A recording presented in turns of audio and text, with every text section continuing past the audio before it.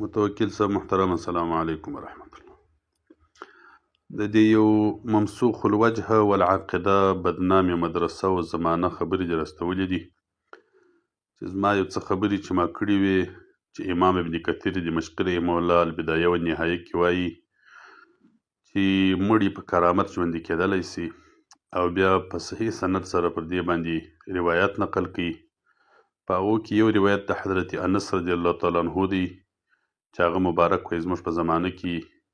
یو صحابیې زنانې دعا وکړل الله تعالی جل جلاله یې خپل زوی ورته راژوندی کړي. نو دا ممسوخ الوجه والعقیده بدنامې مدرسه خبرې کړي دي چې دا روایت صحیح نه دی او دا قبول نه دی، کله یې موضوعي ورته ویل دي، کله یې راویان ته کاذبان ویل دي، هغه د کار دی. خو زموږ چې کومه حواله وه د البدایه والنهایه د هغه په باب مختصره خبره تا ته درکړم، جواب به درکړم د الله تعالی په فضل توفیق سره. زه هر چاته د هرې خبرې جواب نه ورکوم، تاسو ته معلومه ده. خو کله کله باره چې سړی جواب نه کړي ور نو په دې خاطر باندې بیا جواب ورکړم مجبوره سم چې بیا دا میږي ښکرونه کوي. کله کله بیا چې سړی جواب چاته نه ورکوي میږي هم ښکرونه وکړي او دا خپل ساده طالبان یا مسلمانان بیا کله په خطا وځي چې د خلک ګډ دي هغه چار څه وایي. نو په دې خاطر به مختصر جواب درکړم. ما لاس کې البدایه والنهایه د امام ابن کثیر دمشقي ده. کم سند ته چې ما حواله ورکړې وه کومې خبرې ته هغه دا دي. قال شيخنا رحمه الله وقد جمع ابن أبي الدنيا كتابا في من عاش بعد الموت وذكر منها كثيرا وقد ثبت عن أنس رضي الله عنه أنه قال دخلنا على رجل من الأنصار وهو مريض إلى آخره. دغه روایت دی چې دی مبارک وایي چې موږ یو سړي سره ډوډۍ خوړل، هغه مریض و مړ سو. مور یې دعا وکړله اللهم انك تعلم اني اسلمت وهاجرت الى رسولك رجاء ان تعينني عند كل شدة ورخاء. مور یې دعا کړل الهي ما خو اسلام راوړ دی، هجرت مې کړی دی، ته به زما کومک مدد کوې، دا غم پر ما مه راوله. قال فكشف الرجل عن وجهه وقعد وما برحنا حتى اكلنا معه. هغه سړي د مخه څخه پټو ایسته کړي، هغه مړ سړی برته د الله تعالی په فضل په قدرت سره د دعا د مور سره ژوندی سو. اوس موږ ناقلین یو د دې قول نقل مو وکړي.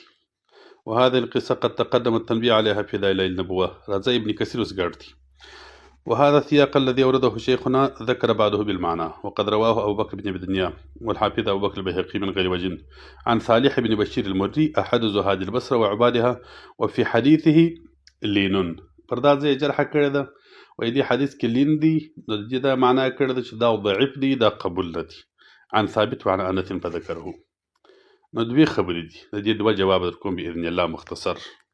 یو جواب دا در کوم چې کله راوي ته د لین الحدیث یا حدیث ته د لین نسبت وسي دا مطلقا متروک نه دی. دا داسې نه دی چې برنه دا روایت د اعتبار وړ نه دی. ما چې په هغه بیان کې ویلي وه چې مال دا نابالغه متخصصین په دا خاطر مې ورته ویلي وه چې ځان ته متخصص په الحدیث وایي، خو دا نابالغه متخصصین ممسوخ الوجه والعقیده په دغه نه پوهېږي. دا فتح المغیث شرح د الفیة الحدیث د علامه سخاوي رحمه الله. دا مبارک څه وایي؟ دا دی حدیث مبارک په بیان کې غږیږي وفلان لين او لين الحديث او فيه لين. قال درقطني اذا قلت فلان لين لا يكون ساقطا متروك الحديث. لين چې چاته ویل سول دا دې نه منه چې حدیث به بار عمل کیږي متروک سی بار به اعتبار نه لري، ولكن مجروحا بشيء لا يسقط به عن العداله. لين دا معنا د دې کې د سجر هسته چې هغه په خاطر عدالت نه دی ختم سوی، اوس هم عادل دی، حدیث قبول دی. لين ډیر وخت ابن حجر صاحب مبارک فرمایي تقریبا تعذیب کې چې لين په معنا تر هغه چا استعمالي هغه چاته ویل کیږي چې قلیل الحدیث وي. 15 ځای راویان د مسلم شریف د امام مسلم رحمه الله په روایتو کې 15 راویان دي چې هغه ته جرح د لین باندې کړی د علماو، خو نو بیا مقبول دي. امام مسلم احادیث نقل کړي دي ځکه چې لین الحدیث چې چاته ویل سول یا حدیث ته چې لین ویل سول دا نه معنا چې حدیث مبارک دی اعتبار وړ نه دی یا د اعتبار وړ دی. ګوره لكن مجروحا بشيء لا يسقط به عن العداله. دا دې جرح ده چې په دې باندې د عدالت څخه نه وځي، او دا څه نه ده چې پلان لین لا يكون ساقطا متروك الحديث. دا نه معنا چې د حدیث نو بره پاته سو. دا توري ګور دا وګور ورسته باره لیکي دا خبره په تفصیل باندې راخلي. اصلي خدا پر اشعار باره لیکل دي وهو ما عدا الاربع بحديثه اعتبر. دا وګور دا حدیث اي يخرج حديثه للاعتبار لاشعار هذه الصيغ بالصلاحيه المتصف بها لذلك وعدم منافاتها لها. دی مبارک وایي وایي چې کله یو راوي ته باندې جرح وسولې 4 دانې په ابتدا کې راخلي چې د وضع جرح دي وایي د هغه یا د کذب د هغه څخه غیر وایي دا نور چې دي لکه د لین وایي دغه احادیث مبارکان چې دي يخرج حديثه للاعتبار لاشعار هذه الصيغ بالصلاحيه المتصف بها لذلك ځکه چې لین ورته ویل سول یا لین الحديث ورته ویل سول دا حدیث د اعتبار وړ دي د دې دا معنا ده چې مصنف په دې باندې موصوف دي چې حدیث د اعتبار وړ دي نو دا خبره اول د دې د جرح د جهالت څخه د ما د ټول نابالغ متخصصین بیا ما ته وایي ستا پر خبرو باندې ځکه خلک جرح نه کوي چې ستا خبرې سمې اعتبار وړ نه دي د ویډیو پر مخ باندې باید چې داسې څوک ځان راښکاره کړي چې یو څه رنګ د سړي خیر راځه خپلې خبرې ته او دغه امام ابن کثیر رحمه الله دویمه خبره ګوره دا وره دغه روایت چې ما مخکې ته ذکر کړي اوله خبره خدا ثابته سول چې ګوره لین چې حدیث ته لین الحدیث ویل سو یا راوي ته لین وویل سو د راوي په صفاتو کې لین راغلی د دې دا معنا نه چې حدیث مطلق متروک دی یا نتلی متروک بیا امام ابن کثیر رحمه الله ګوره وفي روایت البیهقي په دغه صفحه کې په دغه ځای کې بیا دغه روایت ذکر کړي ان امه كانت عجوزا عمياء د سړي مور سپین سرې وه ثم ثاقه البيهقي من طريق عيسى بن يونس عن عبد الله بن عون عن أنس كما تقدم وسياقه أتم وفيه أن ذلك كان بحضرة رسول الله صلى الله عليه وسلم هغه روایت کې دا هم راغلی چې دا د حبیب صلی الله علیه وسلم په حضور کې یعنې دا صحابیه وه چې دا کار یې وکړي وهذا اسناد رجاله ثقات اوس دې ته څه وایي وایي ابن کثیر ما ته وایي چې دا روایت باندې جرح کړ هغه څه وایي په متعدد روایاتو دا ذکر کی جرح نسته باندې وهذا اسناد رجاله ثقات دا سي جرح نسته چې حدیث په متروک وګرځيږي چې حدیث د اعتبار وړ نه وګرځيږي چې حدیث وګرځيږي که چیرې داسې جرح وایي نو امام ابن کثیر خپل حافظ د احادیث دی نو بیا به هغه نه نقل کولی هغه استدلال پکې ګوره ولكن فيه انقطاع بين عبد الله بن عون وانس والله اعلم انقطاع د ثقاتو بیا په اتفاق د محدثینو قبول ده انقطاع چې د ثقه څخه راسي دا په اتفاق د محدثینو قبولي لهذا دا روایت چې موږ ذکر کړی دی دا صحیح روایت دی دا قابل قبول روایت دی دا قابل استدلال روایت دی د امام ابن کثیر رحمه الله په مقابله کې کنه بیا څوک ځان هوښیار دراغه بولي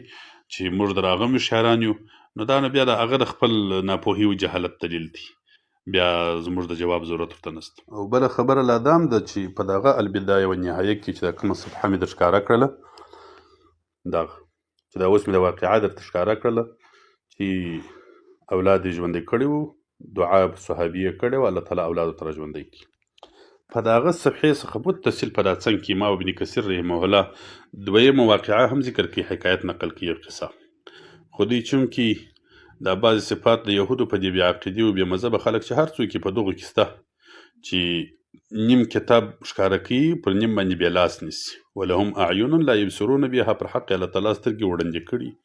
په تعصب عناد کې چې راسي بیا حق و دین و اسلام و هر څه ځینې ورک سي بیا اخرت تیري دا ګوره امام ابن کثیر په خپل سند سره بله واقعه نقل کوي د نخعي صاحب څخه چې هغه وایي اقبل رجل من اليمن فلما كان ببعض الطريق نفق حماره د یمن یو مجاهد را روان پر لارې باندې هغه حیوان چې دی پر سپورو خر حیوان و هغه مړ سو فقام وتوضأ ثم صلى ركعتين مجاهد ولاړ سو او داسې وکړي 2 رکعات لمونځ یې وکړل بیا دعا وکړل اللهم اني جئت من الدثينه مجاهدا في سبيلك وابتغاء مرضاتك الهي زه خو د سینا علاقې سره روان یم ستا په لاره کې جهاد پسې روان یم ستا د رضا طلب کوم وانا اشهد انك تحيي الموتى وتبعث من في القبور پر دې شاهد یم الهي چې ته مړي ژوندي کوې او دا قبرو څخه انسانان په ورځ د آخرت راپورته کوې نو چې دا کولی سي نو الهي لا تجعل لاحد علي اليوم منا الهي نن پر ما باندې د هیچا احسان ما اچوه اوس که زه دا خر مې مړ سو که روان په جهاد پسې یم نو اوس چې بل چاته زارۍ کوم چې ماته یو شی راکړه زه پر لارې باندې نسم تللی یا د بل چا پر حیوانو سره سپرېږم نن د چا احسان مه راباندې اچوه تاسې مړي را ژوندي کوی سي الهي خپل قدرت ښکاره کړه ماته نن دا مړي را ژوندی کړه اطلب الیک اليوم ان تبعث حماري الهي نن دا طلب کوم چې دا زما خر را ژوندی کړه فقام الحمار ګور دا د صحابو زمانه ده د حضرت عمر صاحب زمانه ده فقام الحمار ينفض اذنيه هغه خر ولاړ سو او غوږونه یې ښوروله سره د الله په قدرت سره ژوندی سو د دې صحابي یا د دې تابعي مبارک په کرامت او په دعا سره قال البيهقي هذا اسناد صحيح دلته بیا د دې څه دا ځای ورک سو وجرح پرسته او دا سند صحیح دی ومثل هذا يكون كرامة لصاحب الشريعه دا کرامت دی د پاره د چا د رسول الله صلی الله علیه وسلم برک د امت کرامت دی د نبی اصلا معجزه ده ځکه کرامت د ولی هغه د صاحب الشریعت د پاره معجزه وي بیا د هغه روایت امام ابن کثیر پر مخ پسې وړي ګوره سند یې صحیح دی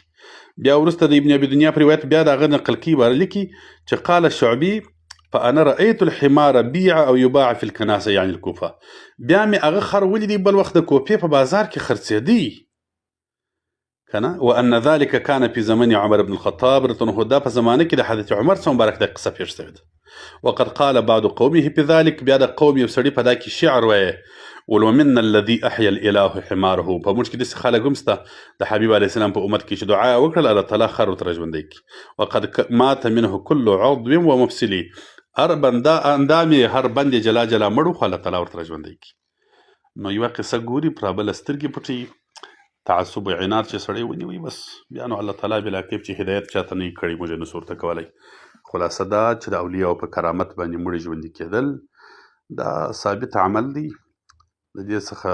شرافت د رسول الله صلی الله علیه وسلم شرف دی او د اولیاء کرامت دی د حبیب علیه السلام شرافت دی د الله تعالی قدرت دی انکار زندقت دی والسلام علیکم ورحمة الله